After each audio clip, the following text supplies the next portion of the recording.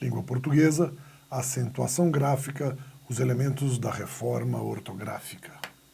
Olá, minha gente, professor Nelson Sartori aqui com vocês. Vamos falar sobre acentuação gráfica, mas principalmente os pontos que mais sofreram influência dentro desse contexto da reforma ortográfica. Porque muita gente acha que a reforma ortográfica, na verdade, mudou a língua portuguesa. Na verdade, a grande influência que a reforma ortográfica teve dentro do trabalho de acentuação gráfica foi com alguns elementos, sim, tá, de revisão de algumas regras do passado. Então, vamos ver como isso daí funciona dentro desse contexto. Então, acompanha comigo aqui, ó, como que funciona essa estrutura. Então, primeiro, veja bem, nós temos aqui um elemento que é a acentuação diferencial dentro de uma estrutura lógica. Como assim? O que nós temos de saber? Que, como já se sabe, toda a estrutura gramatical ela está ligada a uma relação lógica e a uma relação de hierarquia. O que nós sabemos dentro dessa relação de hierarquia? Nós sabemos o seguinte, que em primeiro vem o substantivo,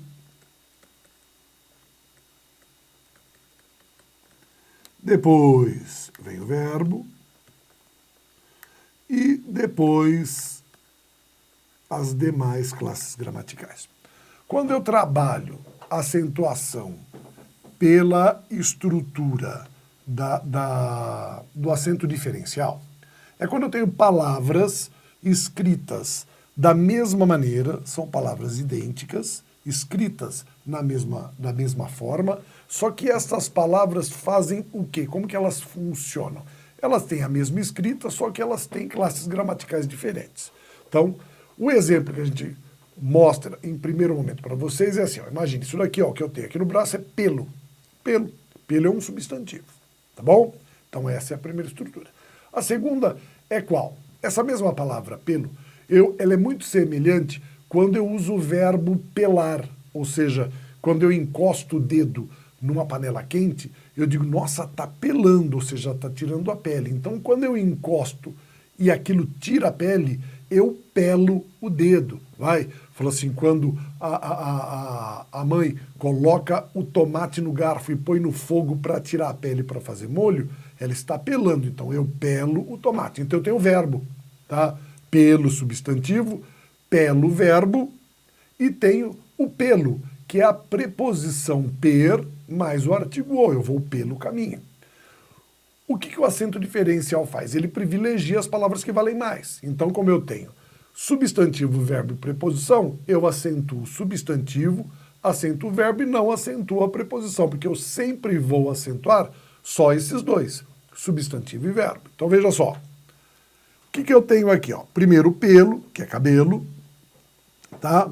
Depois eu tenho o pelo, que é o verbo, e o pelo, preposição. Importante entender, aqui embaixo, o que está acontecendo. A preposição per era uma antiga construção que, somada com o artigo o e o artigo a, ele construiu o seguinte, per mais o, perô, per mais a, perá.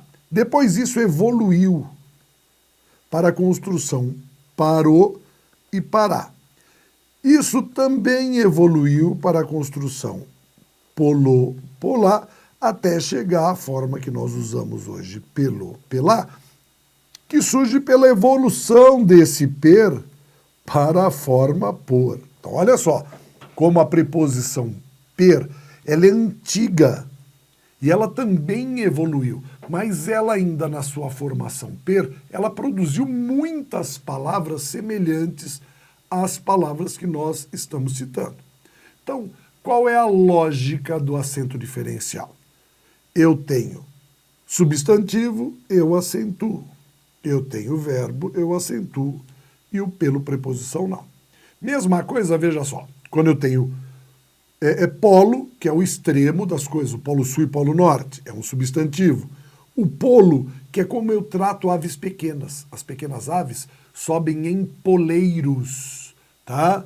Então, o que é o poleiro? Poleiro é aquele pauzinho redondo em que a galinha fica montada. Tem gente que acha que é poleiro porque o bicho pula, a galinha não pula. É poleiro porque é o lugar onde ficam os polos, aves pequenas. Se você procurar no Aurélio Buarque de Holanda, polo vai estar aparecendo lá como filhote de falcão, ave pequenininha, tá?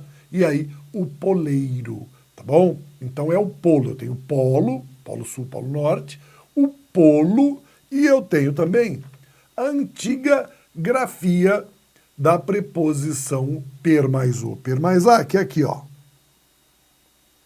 Polo. Então, o que eu faço? Mesma regra. Substantivo vale mais que preposição, então eu tenho polo, tenho polo e tenho o nosso polo preposição, tá? Que não é acentuado. Outra estrutura. Veja que a preposição pera é a antiga construção do per mais o. Olha o per aqui, ó. Tá bom? Olha o pera. Assim como lá em cima nós temos o pelo. Então eu tenho pera. O que acontece? Eu tenho pera fruta, que é o substantivo, e tenho pera, que é a antiga preposição. O que eu faço? Eu acentuo pera e não acentuo a preposição. Tá? Isso também acontece com o verbo para, do verbo parar, e a preposição para, que olha só, era também uma derivação do per mais o a, que é o para. O que se fazia? Acentuava-se aqui e lá não. Veja mais uma vez. Coa, essa construção coa era uma forma antiga da soma da preposição com mais o a. Então, eu vou à escola coa minha amiga. A gente não usa mais isso hoje. Mas em função a essa palavra, é que o verbo coar, olha, ele coa o café, recebeu o acento. Porém, o que é importante a gente perceber? É importante perceber que eu estou acentuando palavras que nós usamos hoje em dia comparado a palavras que não se usam mais, tá? Que não se usam mais. Por exemplo, polo-ave, tá? O polo-ave, o polo preposição, o pera preposição e o pera antiga grafia de pedra, tá vendo aqui, ó? Que é substantivo, que eu tenho, né? Pera, tenho pera, não acentuei, tá? Antigamente, pedra também era chamado de pera. Quer ver um exemplo?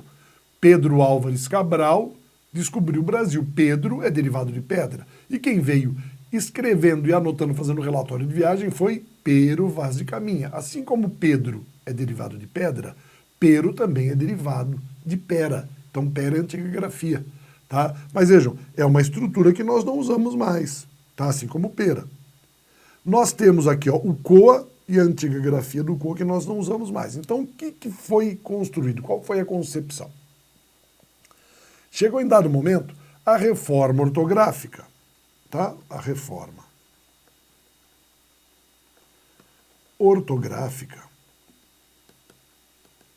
determinou o seguinte, que não tem cabimento eu acentuar palavras que eu uso hoje em dia normalmente, como pelo, polo, pera, para e coa, porque eu simplesmente estou fazendo o seguinte.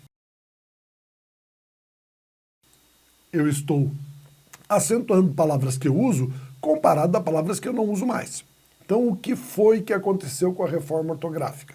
Eles determinaram o seguinte, que se eu tiver que acentuar uma palavra atual comparado a uma palavra antiga, eu não devo mais acentuar, porque eu não posso ensinar para a criança algo que ela não use mais. Vai falando de criança, tá? No exemplo, eu não posso ensinar alguém a acentuar uma palavra que ele usa por compará-la com uma palavra que ele não usa mais. O resultado foi qual? A gente retirou, ou seja, a reforma ortográfica eliminou esse conceito.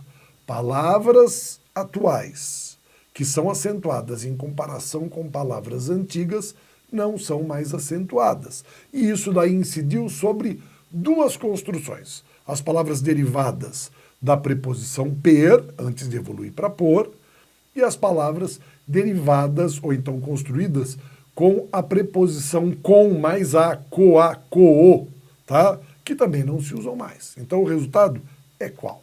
Dentro desse contexto, essas estruturas desapareceram. Então, nós não temos mais o acento diferencial sendo utilizado para esse tipo de construção. Então é isso que a gente tem de ver que é interessante. Então, como ficou essa estrutura agora? Simples, olha só. Com a reforma ortográfica, nada mais disso aqui é acentuado, tá bom? Mas vejam, são o quê? As palavras derivadas, ou seja, as palavras que eram construídas e se assemelhavam com as derivadas de per e as derivadas de com. Tá certo? Então, isso fez a mudança dentro da reforma ortográfica, estabeleceu relações. Mas é muito comum também a gente entender o seguinte, que existem estruturas que nós ainda utilizamos, por exemplo, o para, né? Mesmo que o para, preposição, tenha vindo daquele per, eu uso a preposição para e o verbo para. E antes nós colocávamos o quê? O acento no para, tá? Falou assim, ó, você não para de conversar. Aquele para tinha acento. E quando eu digo assim, ó, vá para a outra sala, esse para não tinha, porque era preposição. Com a reforma ortográfica, já que essas palavras estão dentro do conceito da derivação da preposição per, elas vão perder o acento também, tá? Mas aí, o que vai acontecer? Eu vou encontrar, por exemplo, uma situação como essa daqui, ó. Fique vendo. Então, imagine essa construção central aqui, ó. Ônibus para a praia. Se eu quisesse dizer que o ônibus para do verbo parar, eu teria o significado de paralisa a praia. O ônibus paralisou a praia, entrou, paralisou tudo. Tá? Se eu quisesse que fosse com destino, ou seja, com sentido à praia, ela teria esse significado aqui. Mas o que acontece agora? Então, para o de cima, eu colocaria o acento. Ó. Para. E no de baixo, eu não colocaria. Tá? Ônibus para a praia, está lá com acento. No de baixo, ônibus para a praia, com destino à praia, tá? Então, para a praia, eu não teria acento nenhum. Mas o acento caiu. Então, o que eu devo fazer hoje em dia numa situação como essa? Eu evito essa construção e privilegio palavras que não gerem conflito. Então, qual que é a maneira correta de eu escrever essa frase, se o contexto, já que o contexto não me diz nada? Eu digo, ao invés de ônibus para a praia, com sentido de verbo, ônibus paralisa, para evitar ambiguidade. Ou ônibus para a praia, falando sobre o sentido, eu uso essa construção. Então, a atenção que eu devo ter agora, com as estruturas ligadas, por exemplo, ao verbo parar e à preposição para, é qual? Se eu tenho o sentido garantido para essa estrutura. Se o meu sentido determina, e eu digo assim, olha, você não para de falar, o verbo ficou especificado, eu escrevo, não coloco acento, porque não preciso. Tá? Você irá para a casa da sua mãe? Preposição também não precisa. Agora, e num caso como esse, que daria ambiguidade? Tá? Ônibus para a praia. Aluno para a aula. Tá? Aluno para a aula ou parou a aula. Entendido? Quando eu tenho ambiguidade, eu evito o uso dessa palavra e uso palavras que não gerem tal ambiguidade. Belezinha? Então vamos lá. Olha só, continuando. Veja agora, acentuação gráfica dos elementos da reforma ortográfica. Antigamente, veja só como é que nós trabalhávamos. Esses verbos que tinham gue, gui, que, qui, muitas vezes tinham o acento agudo na vogal U. Por exemplo, olha só, averigue e não averigue, apazigue, argue, enxague, tá bom? Com a reforma ortográfica, esses elementos desapareceram. Desapareceram. Por quê? Porque as pessoas não escreviam. Passou a ser como? Sem o acento agudo. Porém, as pessoas leem essa estrutura não como averigue, mas como averigue. Então, agora, o que nós temos? Duas formas de falar. Eu posso dizer averigue, como era antes, ou averigue, apazigue ou apazigue, tá? Argue, eu não digo argue, né? Então fica só no argue mesmo. E o enxague a louça ou enxague a louça. As duas formas foram o quê? Aceitas e construídas dentro dessa proporção, sem problema nenhum, tá? Veja agora isso daqui, que é um elemento importante que nós falamos. Esse é o acento circunflexo, tá? Que você conhece, e esse é o acento agudo. Como que era mostrado para a gente antigamente? A gente falava que era o chapeuzinho, tá? Era o chapéu do vovô, não é? Olha só. Vovô. E o grampinho, tá?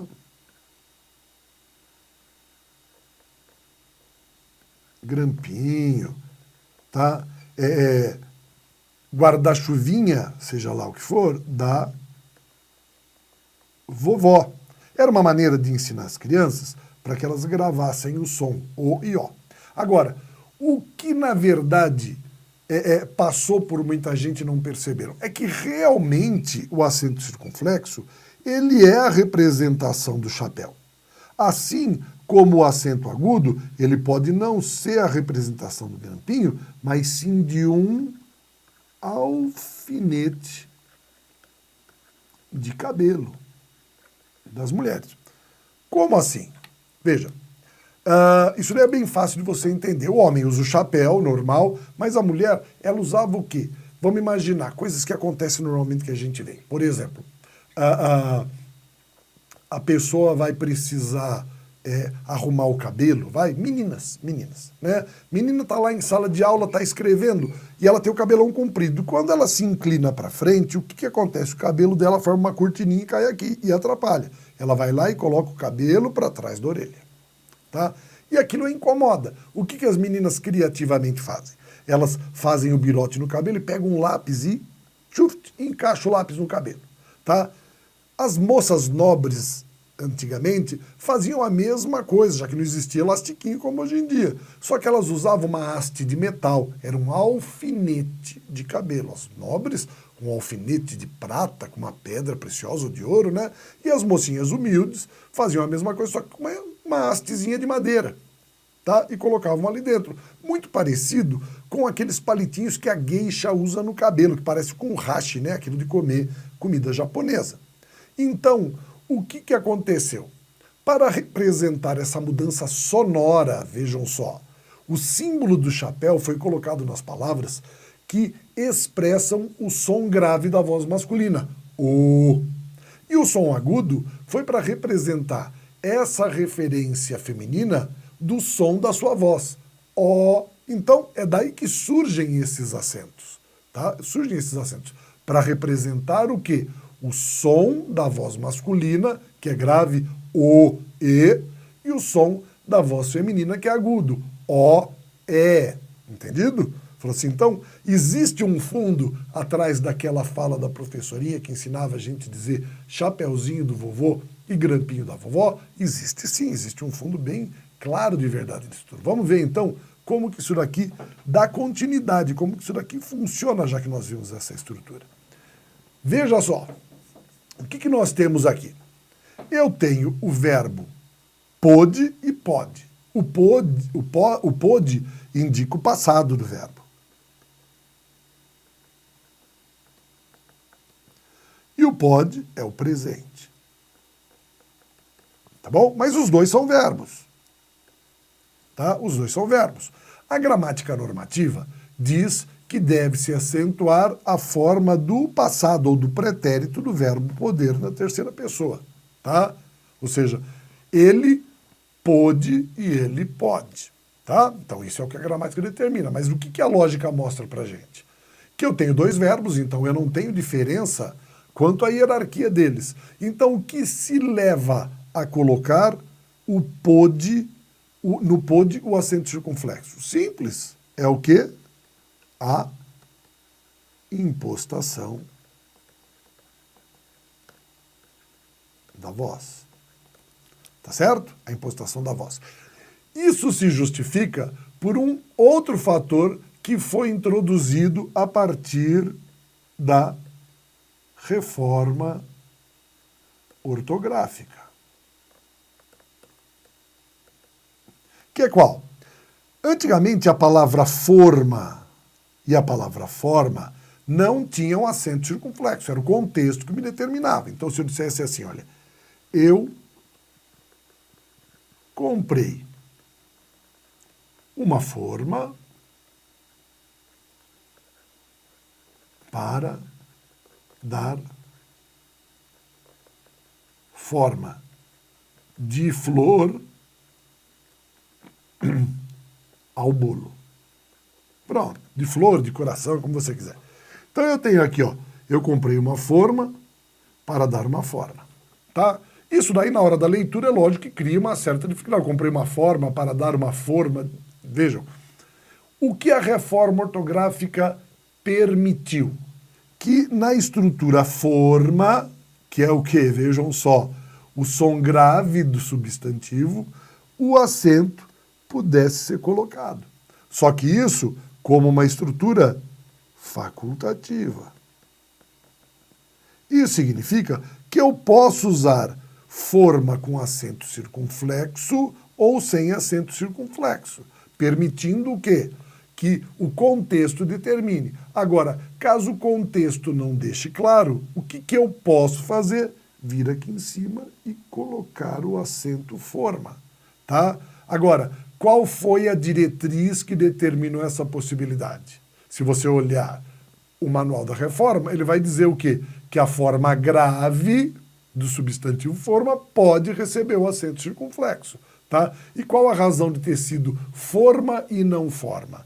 É porque o acento circunflexo, ele representa a figura masculina. E como nós dissemos, dentro da gramática, o elemento masculino é dominante.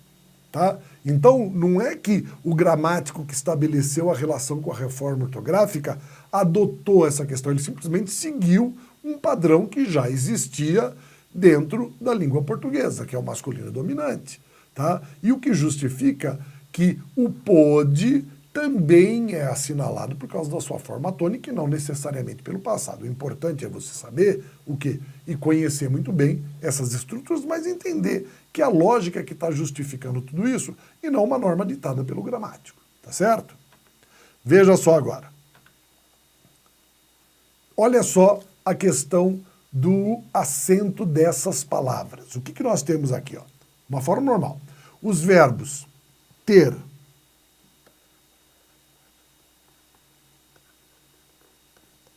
e vir.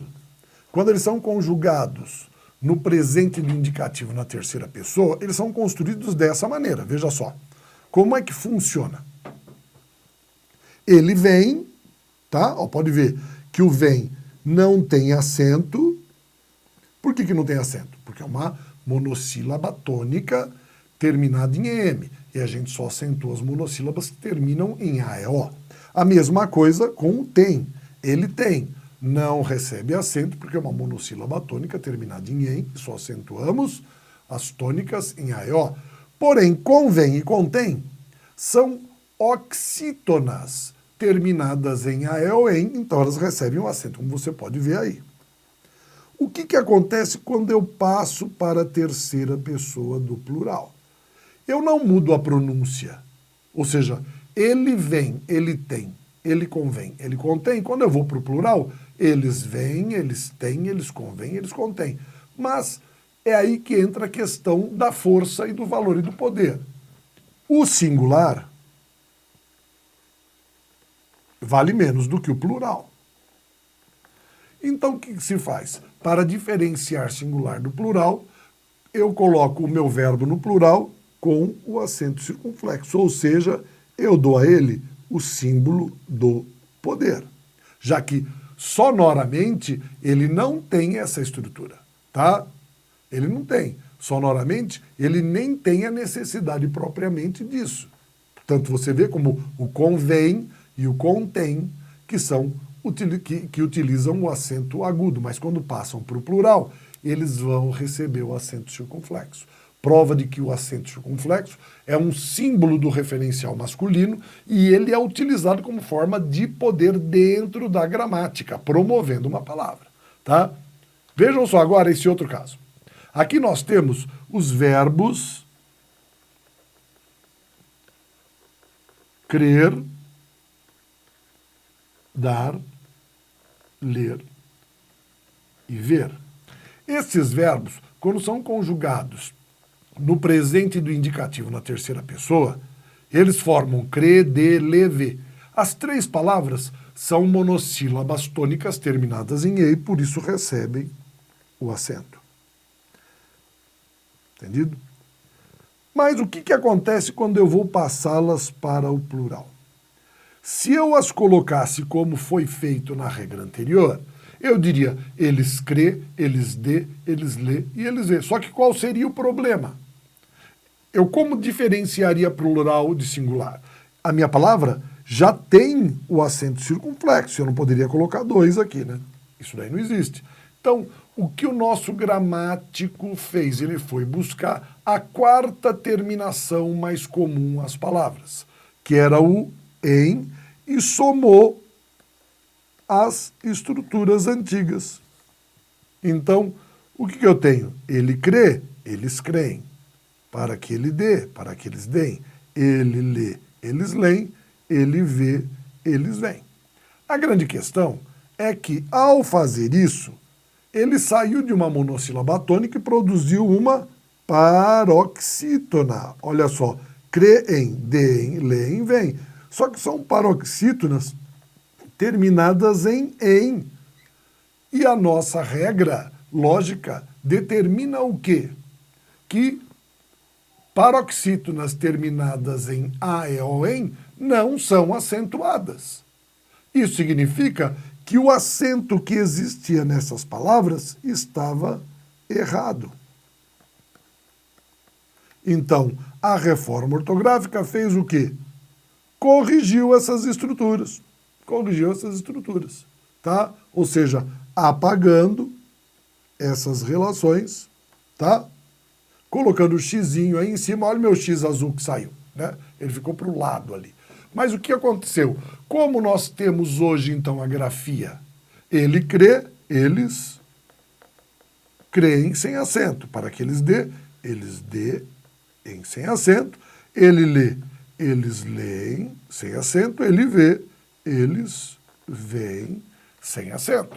Essa é a construção com a reforma ortográfica. Então foi aí que incidiu a reforma ortográfica. Perceba como a reforma ortográfica se liga diretamente à estrutura da lógica da acentuação, né?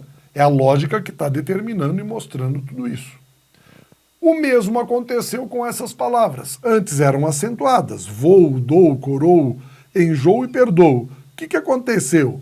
O óbvio, observou-se que são palavras que trazem o hiato, sim, mas só que veja só, são todas vou, dou, corou, enjoo, perdoo. São todas paroxítonas terminadas em o. O que a reforma ortográfica fez?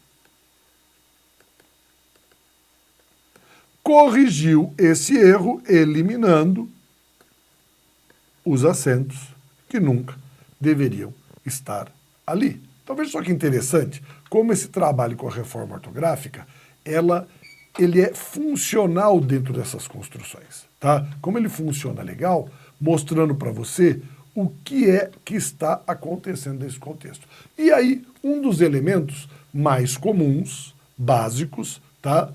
Que determina esse conceito de reforma ortográfica. Quer ver? Olha só. Vamos lá. O trema desapareceu. Por que o trema desapareceu? Olha só essa frase. Eu digo assim, ó, eu não aguentava mais ouvir aquela professora de biologia cinquentona falando de pinguins e líquens e equinos. Tá? Quando nós lemos isso, você já viu alguém falar alguma vez aguentava e dizer aguentava? Ah, eu não aguentava mais ouvir aquela professora de biologia cinquentona falando de pinguins, de líquens e de equinos. Ninguém fala assim, tá? Ninguém fala desse jeito. Então, o que aconteceu? Olha só, com o uso do trema, as pessoas liam e falavam de maneira correta, mas quando escreviam errado, porque esqueciam de colocar o trema. Mas se você lê certo e fala certo e escreve errado, se eu eliminar o trema, o que você vai passar a fazer? Vai continuar lendo certo, vai continuar falando certo, mas vai passar a escrever também de maneira correta. Então foi muito simples. A ação da reforma ortográfica foi bastante coerente e viu a lógica. Qual lógica existe? Em manter um acento que as pessoas se esquecem de colocar, mas que mesmo assim pronunciam de maneira correta e leem de maneira correta.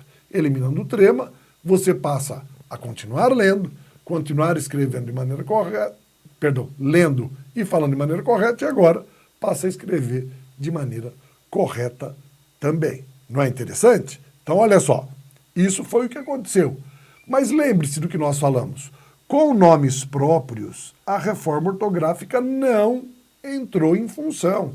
Por quê? Porque é o nome da pessoa. Então, se o nome dele é Miller, tá, um nome de origem alemã, que tem o trema por causa da própria grafia da origem que ele foi feito, esse trema não vai surgir. E se eu tiver uma palavra derivada dele? Por exemplo, Miller, vamos dizer que tudo que é de origem dos Millers é milleriano. Minha palavra não derivou, então eu tenho aqui ainda o emprego do trema dentro dessa construção. Tá certo? Então, entenda que a reforma ortográfica ela teve um papel fundamental para você estabelecer o quê? Tá? O ajuste do que estava errado. Não veio mudar nada, ele só corrigiu aquilo que não estava apropriado. Aperfeiçoou e mudou apenas aquelas coisas que já não eram mais consideradas na nossa língua, principalmente falada aqui no Brasil. Tá certo? Bem interessante a gente trabalhar com tudo isso aqui com vocês. Não é mesmo? Então, veja só, olha só.